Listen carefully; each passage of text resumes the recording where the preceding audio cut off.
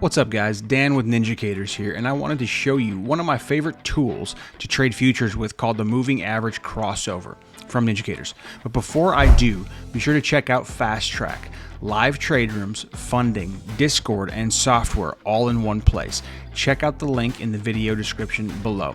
Okay, so here's the tool itself. Now, I just have this on a 10-minute chart of the euro. It's essentially a souped up moving average, as you can see, that plots two moving averages to form this cloud.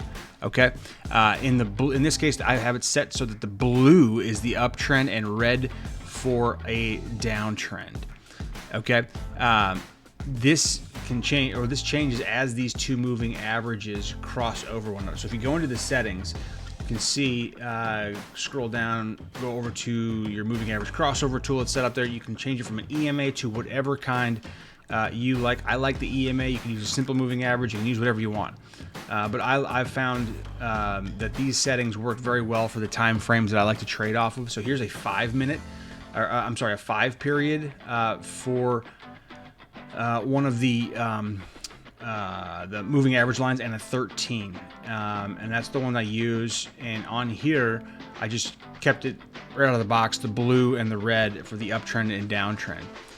Okay, so the 5 exponential moving average is the one that hugs price real close. The 13 is a little bit more off, and in that uptrend, that 13 is at the bottom.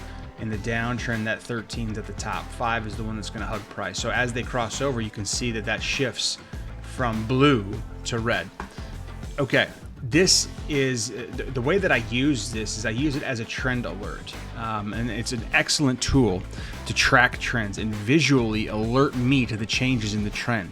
It alerts me to the slowing of the trend and a full-blown trend reversal, and then the acceleration of that trend moving down forward as this thing widens out. Okay, and that's how I use it, and I use it every day. It's on my regular trading chart that I use to take entries off of.